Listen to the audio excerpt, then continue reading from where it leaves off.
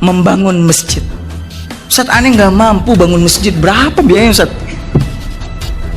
Subhanallah. Bangun masjid kayak gini aneh kayaknya nggak mampu Ustaz. Terus bagaimana Ustaz? Apakah keutamaan membangun masjid, misalkan aneh cuma mampunya ngasih tembok misalkan 100, ya misalkan ya, apa keutamaan membangun masjid ini dapat sama aneh Ustaz? Jawabannya dapat. Bahkan di dalam sebuah hadis Nabi SAW menyebutkan, siapa yang membangun masjid sebesar sangkar burung. Sangkar burung itu berapa sih besarnya? Hah? Kecil. Kata Nabi SAW, banallahu lahu baitan fil jannah. Allah bangunkan untuknya satu rumah di surga. Maknanya adalah ketika kita ikut serta dalam pembangunan masjid sesuai dengan kemampuan kita, untuk sebesar ini semuanya kita tidak mampu, tapi sesuai dengan kemampuan kita, sekian tembok atau sekian semen dan sebagainya, maka Allah Subhanahu wa ta'ala akan memberikan kemuliaan, memberikan kebaikan atas amalannya tersebut. Masjid ini Bapak Ibu kaum muslimin muslimat yang dimuliakan oleh Allah adalah tempat yang paling mulia di permukaan bumi. Tempat yang paling mulia dicintai oleh Allah Subhanahu wa ta'ala di permukaan bumi.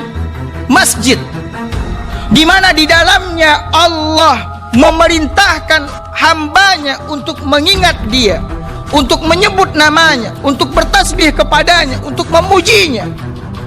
Sebagaimana Allah katakan, fi buyutin adzinallahu an tulkar wa yurfa'a fiha ismuh. Di rumah-rumah Allah Subhanahu wa ta'ala itu Allah berikan izin untuk namanya diangkat, disebut dan sebagainya. Bapak Ibu kaum muslimin muslimat yang dimuliakan oleh Allah Subhanahu wa ta'ala, masjid dibangun atau didirikan biasanya untuk apa? Sholat, kemudian ngaji, ya kan? Kemudian zikir, kemudian tempat berkumpulnya kaum muslimin untuk menyelesaikan permasalahan dan sebagainya. Maka Bapak Ibu kaum muslimin muslimat yang dimuliakan oleh Allah, apabila seseorang membangun masjid, kemudian di dalamnya banyak orang yang sholat, orang yang membaca Al-Quran, orang yang menuntut ilmu syariat, kemudian melakukan ibadah-ibadah yang lain yang disyariatkan oleh Allah dan Rasulullah SAW, pahalanya akan didapat oleh orang-orang yang membangun rumah Allah Subhanahu wa ta'ala tersebut.